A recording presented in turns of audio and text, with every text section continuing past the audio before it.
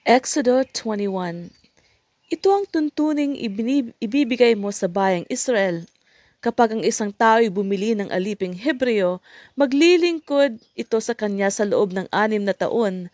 Sa ikapito, makakalaya na siya ng hindi kailangang tubusin. Kung ang alipin ay walang asawa ng bilhin, aalis siyang walang asawa. Ngunit kung may asawa siya ng mabili, kasama niya sa pag-alis ang kanyang asawa. Kung sa kanyang pagkaalipin ay binigyan siya ng magiging asawa at nagkaanak sila, ang babae at ang mga anak ay maiiwan sa amo, siya lamang ang lalaya.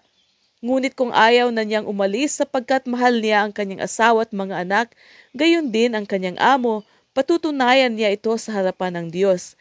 Dadalhin siya sa pintuan, sa tabi ng poste ng pinto at bubutasan ng isa niyang tainga.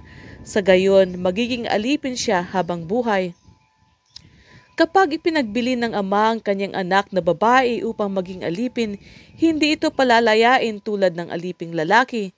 Ngunit kung ang babae ipinagbili bilang asawa ng kanyang amo, subalit siya ay hindi nito kinaluguran, siya ay maaaring ipatubos sa kanyang mga kamag-anak.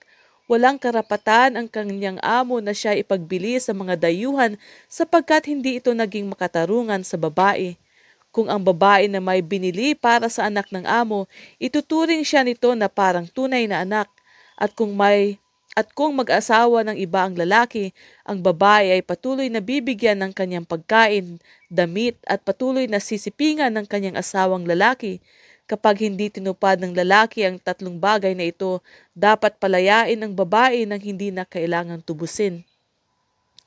Sino mang manakit at makapatay sa kanyang kapwa ay dapat ring patayin.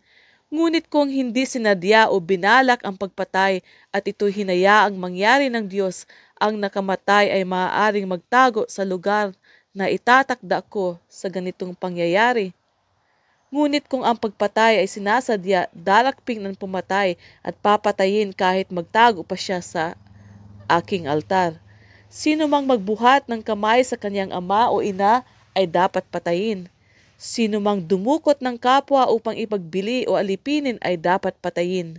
Sino mang magmura sa kanyang ama o ina ay dapat patayin. Ang manuntok o mamukpok ng bato sa pag-aaway ay hindi paparusahan kung ang sinuntok o pinukpok ay hindi namatay at muling nakalakad kahit nakatungkod. Ngunit kung ang sinuntok o pinukpok ay maratay, siya ay aalagaan ng nanakit at babayaran pa ang panahong hindi niya na ipagtrabaho. Kapag sinakta ng isang tao ang kanyang alipin maging babae o lalaki at ito'y namatay noon din, paparusahan ang taong iyon. Ngunit kung ang alipin ay mabuhay ng 1 o 2 araw, hindi paparusahan ng amo sapagkat kanyang ari-arian ang alipin. Kung ang nag-aaway ay makasakit ng nagdadalang tao at dahil dooy nakunan ito, ngunit walang ibang pinsala, ang nakasakit ay magbabayad ng halagang hihingi ng asawa ng babae ayon sa kapasehan ng mga hukom. Ngunit kung may iba pang pinsalang tinamo ang babae, paparusahan ang nakasakit. Buhay din ang kabayaran sa buhay, mata sa mata, ngipin sa ngipin, kamay sa kamay, paa sa paa, sunog sa sunog, sugat sa sugat, galos sa galos. Kapag pinalo ng amo ang kanyang alipin, lalaki o babae, at ito'y nabulag, palalayain niya ang aliping iyon bilang kabayaran sa mata nito. Ganoon din ang gagawin kung mabungi ng amo ang ngipin ng kanyang alipin bilang kabayaran naman sa ngipin nito. Kapag ang isang baka ay nanuwag at nakapatay ng tao, babatuhin ang baka hanggang sa mamatay, ngunit huwag kakainin ang karne nito. Walang pananagutan ang may-ari ng baka.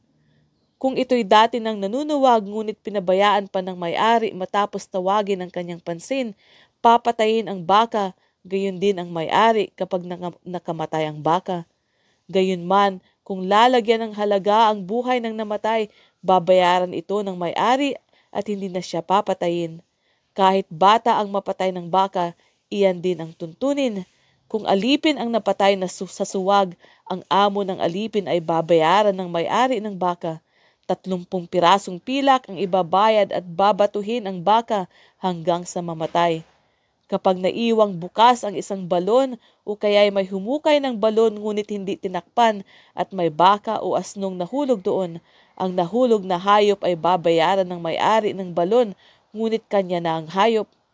Kapag ang napatay naman sa suwag ay baka ng iba, ipagbibili ang nanuwag at ang pinagbilhan ay paghahatian ng dalawang may-ari, pati ang karne ng bakang napatay.